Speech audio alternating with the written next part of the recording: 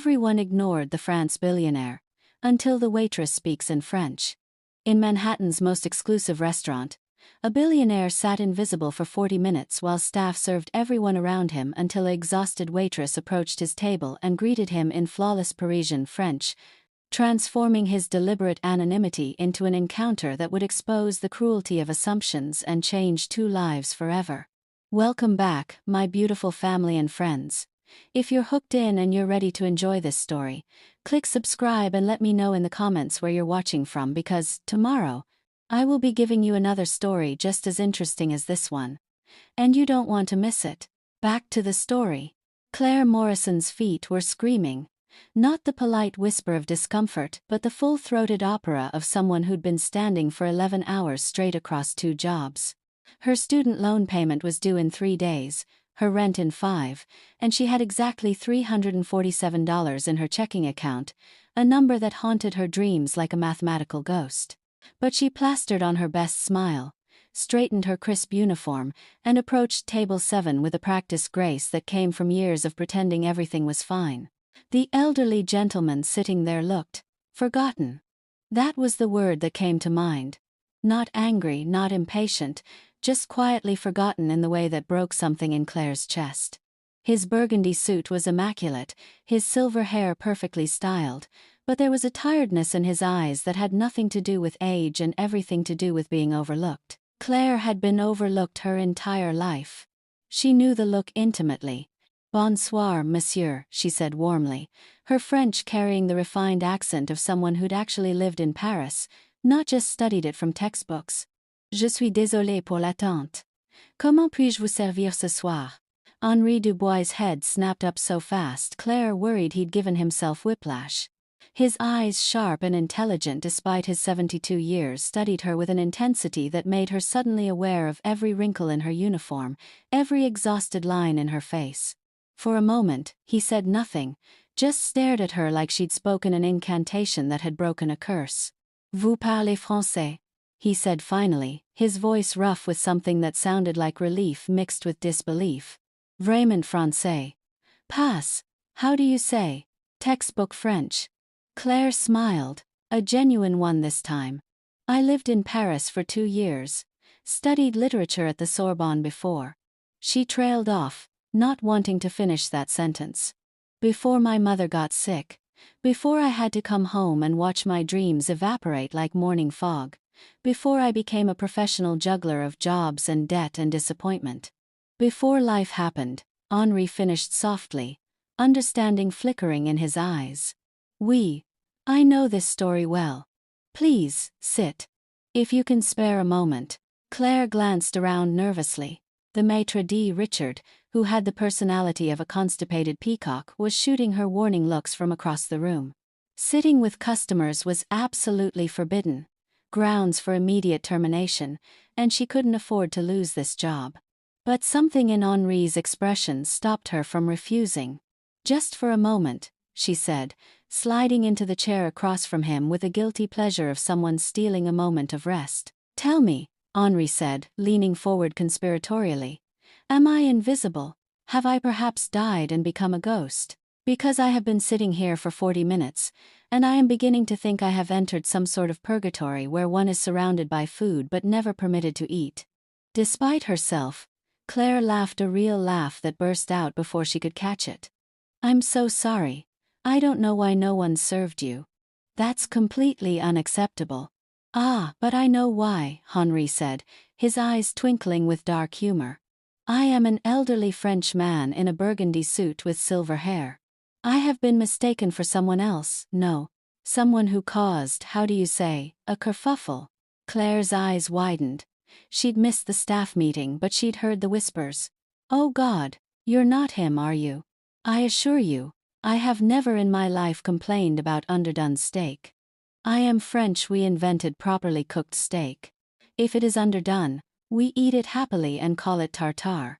His smile was wry, self-deprecating, and entirely charming. "But I understand the confusion. I came here tonight as someone ordinary. To see how ordinary people are treated. I am discovering it is not very well." There was something in the way he said ordinary that made Claire's instincts ping. This was not an ordinary man pretending to be ordinary.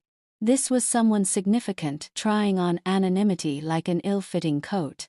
"Well," Claire said, pulling out her order pad with a flourish, "let's fix that. What would you like to eat, Monsieur?" "Dubois," he said, watching her face carefully. "Henri Dubois." The name meant nothing to Claire, and Henri seemed to relax when her expression remained pleasantly blank. She didn't follow European business news or read Forbes. She barely had time to scroll through social media between shifts. "Monsieur Dubois," she repeated warmly. "I'm Claire, and I'm going to make sure you have the best meal of your life tonight, because frankly, you deserve it after being ignored for 40 minutes in a place that charges $40 for an appetizer." "You do not like it here," Henri observed. It wasn't a question. Claire hesitated, aware that bad-mouthing her employer was probably career suicide, but something about Henri's kind eyes made honesty feel safe. "I like the work. I like making people happy. I don't like the way some people get treated like royalty while others get treated like they're invisible. It's not right." "Non," Henri agreed softly. "It is not right at all." They talked while Claire took his order, the halibut, prepared simply, with a glass of chablis. But the conversation wandered beyond food, touching on Paris. They'd lived 3 blocks apart without knowing it. On literature, they both loved Flaubert. On the strange loneliness of big cities where you could be surrounded by millions and still feel utterly alone.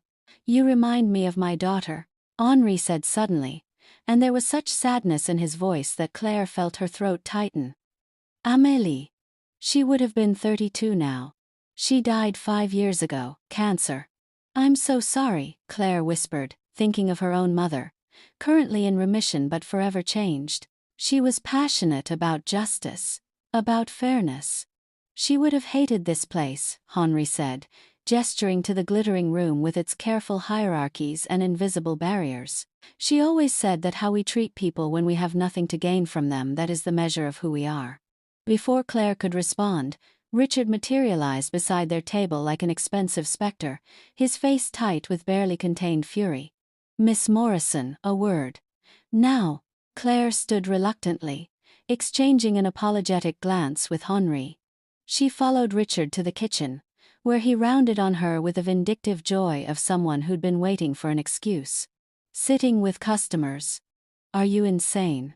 And that customer specifically, we've been avoiding him all night." "He's not," Claire started.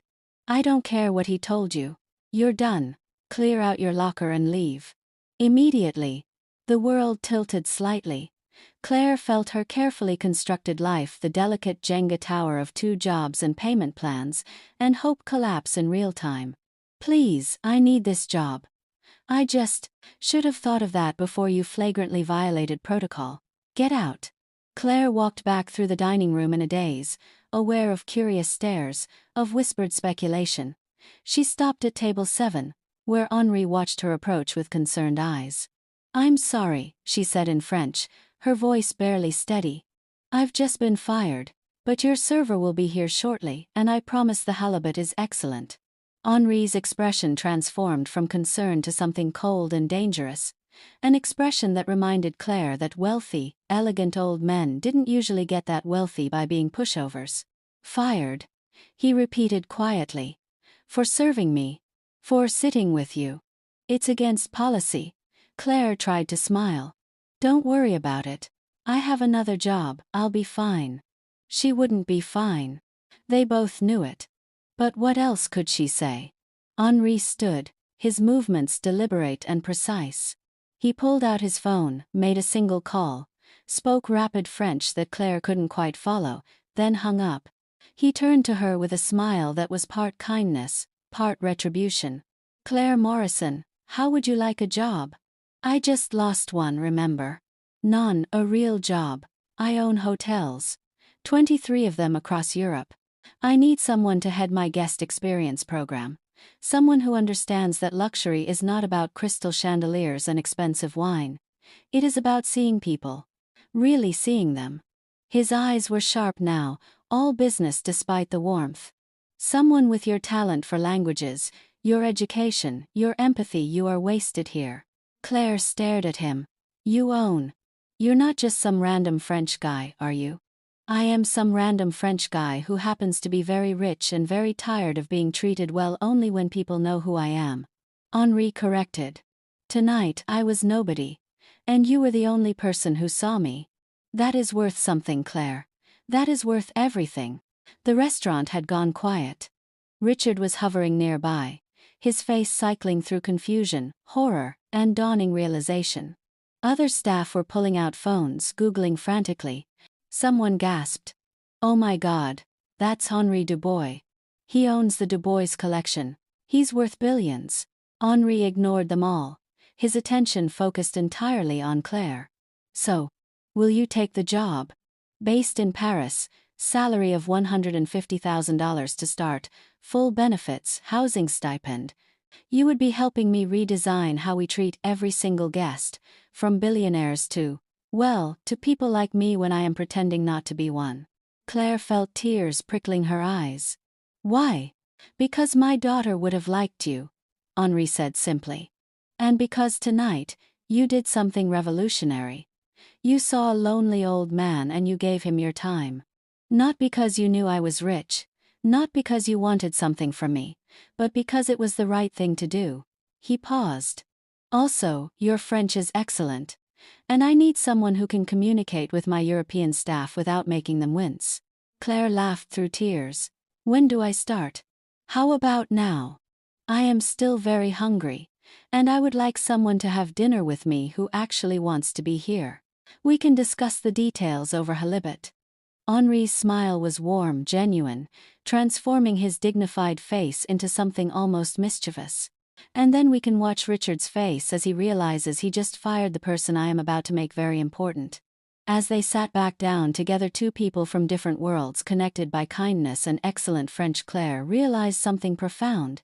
She'd spent years feeling invisible, overlooked, working jobs where she was just another replaceable part. Tonight, she'd seen someone else who was invisible and had simply done what felt right. Sometimes the most revolutionary act is just being kind, and sometimes the universe rewards that in ways you never expect. Richard stood frozen nearby, watching his career implode in real time, while other staff whispered and stared, but Claire barely noticed. She was too busy discussing Paris, and justice, and the radical idea that everyone, billionaire or not, deserves to be seen. 6 months later, Claire would be living in Paris again, revolutionizing guest services across Europe's finest hotels. She'd create programs that trained staff to see people, not bank accounts. She'd establish foundations in Amélie's name supporting workers' rights and education. But tonight, she was just a tired waitress who'd lost one job and gained another, sharing halibut with a lonely billionaire who'd taught her that sometimes being fired is the best thing that can happen to you. Thank you for watching this story to the end. If you enjoyed this story, you will surely love the next one. It's as crazier and more intriguing as you can ever imagine. So do check it out. Click on the image showing on your screen right now to watch the next one.